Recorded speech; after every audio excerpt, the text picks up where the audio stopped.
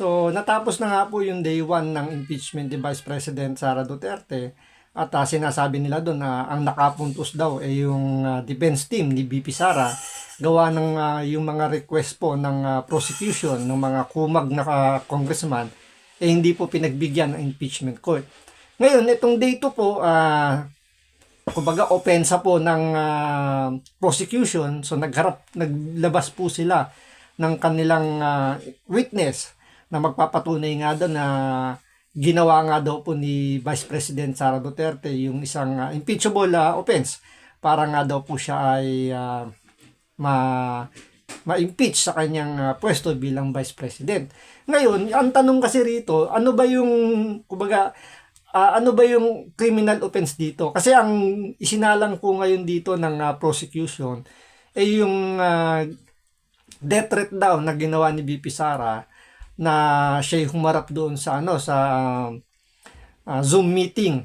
So may mga nabitawang mga salita doon or yun nga pagbabanta raw si VP Sara at yun ang ginagamit nga po nila ngayon na isa sa mga offense na sinabi ni VP Sara para siya ma-impeach.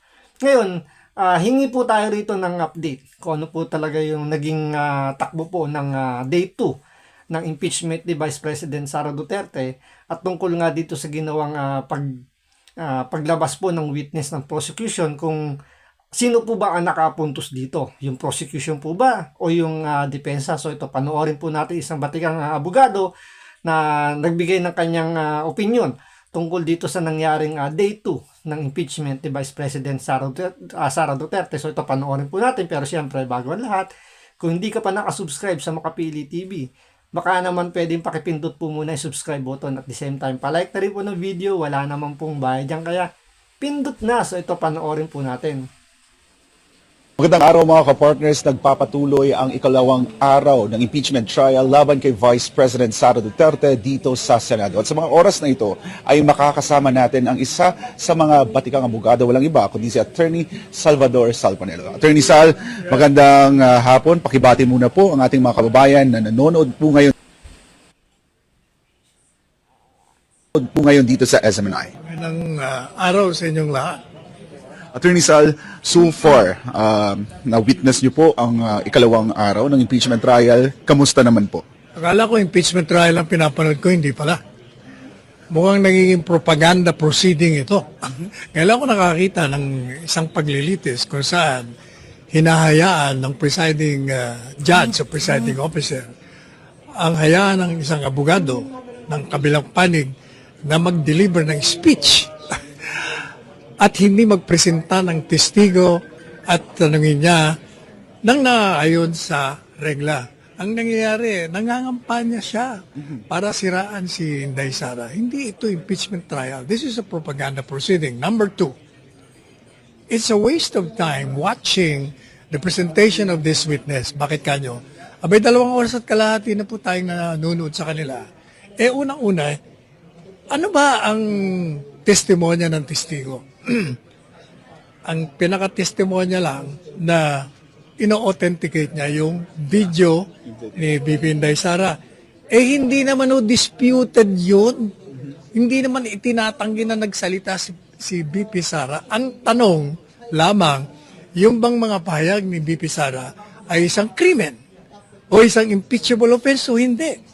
So anong makukuha mo sa pagpresenta? Hindi naman kinokontra yun kaya yung si Ontiveros kanina, I disagree with her in almost everything she says. But this time, may punto siya. Kaya ang tanong niya, simple lang Hindi naman yun naprobahan na nagkontrata siya ng assassin. So ang tanong ko, ito ba, krimen ba ito? O maling asal lang ng Vice Presidente? Ang sagot niya, nag-deliver na siya ng kampanya laban ano bang klase? Ito namang presiding officer. Wala na itong ginawa, kundi palay overrule ang objection. Kung hindi naman, pinapayagan niya. Kaya nagkamali kayo ng kuha ng presiding officer. Sir, as a lawyer, what should be done? Kailangan bang ipagpatuloy itong impeachment trial o kailangan ihinto muna? At sa tingin ninyo, sa pakikinig ko po sa inyo, ay kailangan bang palitan ang presiding officer? Unang-una, dapat talaga hindi nila pinalitan kasi constitutionally infirm yung pagpalit. Maliwanag ang saligang batas na ang Senate President ang presiding officer. Bakit ganyo? Eh, ang Senado ang impeachment court. Sino ba ang presiding officer ng Senado? O edi yung Senate President. Also, necessarily, ang presiding officer ng impeachment court, di dapat yung Senate President. Kaya nga nakalagay sa batasyon ang Senado, ang impeachment court. Ngayon, sinasabi nila, wala naman sinasabi doon na yung Senate President ang magiging presiding officer ng impeachment court. Ang sinasabi lang doon, na pag ang presidente ang nililitis, ang Chief Justice, hindi ko maintindihan, napakasimple lang ho, sintido common lang. Kaya nga sinabi yon kasi yon ang exception to the rule. The general rule is, since that is an impeachment court, and the Senate is the impeachment court, and the Senate President is the presiding officer of the Senate, not necessarily siya rin ang presiding officer ng impeachment court. Madali sabi, as a general rule, lahat na impeachment ng impeachable officer sa BC ay sa Senate President. Siya ang exception lang doon kung presidente. In fact, yung rules ng yung rules nga ng Senado, ginaya yung konstitusyon. Okay? Binago nila, mali pa ang pagbabago kasi hindi nila sinunod yung rules nila. Pangalawa, walang quorum nung inamyenda nila. Bakit walang quorum? 12 lang sila, 13. Isa pa.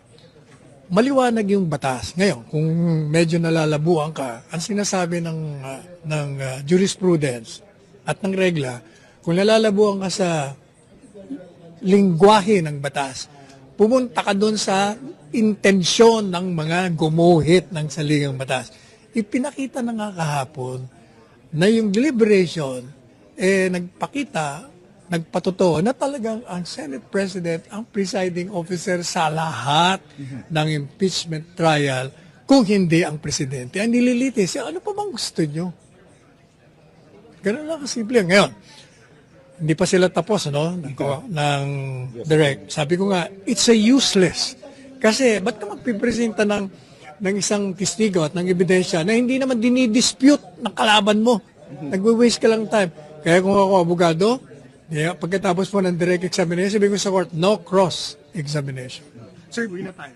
Attorney, marami ang So yun, base po rito kay Attorney Salvador Panelo, dati nga po itong legal counsel ni Pangulong Duterte, mapupurol nga po yung mga utak ng mga nagsasabi na pwede nga daw pong maging presiding officer itong si Chis Escudero, dahil parang ang nangyari dito pinagbotohan naman ng majority ng mga senador para maiupo nga bilang presiding officer itong si Chis Escudero, na which is mali pala yun.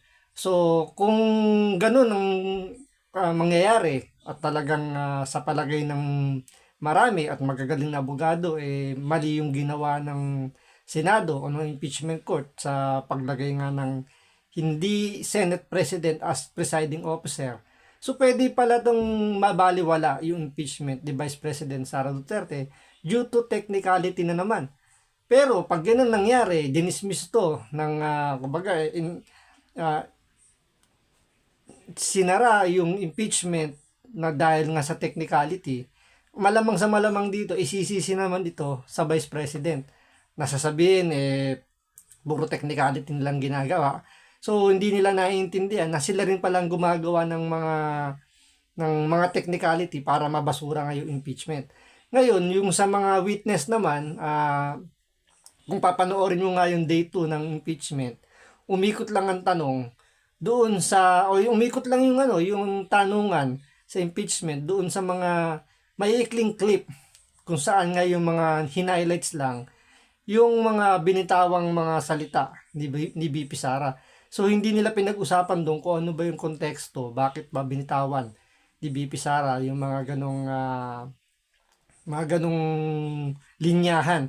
So kung sinasabi nga rito ni Attorney Panelo, hindi naman nag-object doon yung prosecution, hindi naman nila yung pinabubulaanan dahil talagang sinabi naman ni VP Sara. Pero ang tanong nga doon merong bang legal na basihan para sabihing criminal act na yon para maging impeachable offense para nga ito sa tumakbo yung impeachment ni Vice President Sara Duterte. So kung yun ang po ang pagbabasihan, mukhang sa day 2, mukhang hindi naman po nakapuntos ang prosecution, yung mga BBM senators at yung mga dilawan, pinklawan na umiidolo na ngayon kay Bongbong Marcos. So tingnan natin sa mga susunod na araw kasi may cross-examination na susunod dahil nga naglabas po ng witness yung prosecution. So sila yung pinagbigyan sa day 2. Yung day 3 po, ang pag-uusapan po dito yung cross-examination po, which is yung defense team naman po ang gagalaw at susubukan po yung mga witness ng prosecution kung sila ba ay nagsasabi ng totoo tungkol dito sa impeachment at kung mayroon bang kabuluhan yung kanilang mga inilalabas na mga ebidensya at mga statement tungkol nga rito sa sinasabing criminal offense na ginawa ni BP Sara. So antabayanan po natin yan sa impeachment trial ni BP Sara. So hanggang dito lang po muna. Maraming salamat po sa panonood. Ingat po kayo lagi. God bless.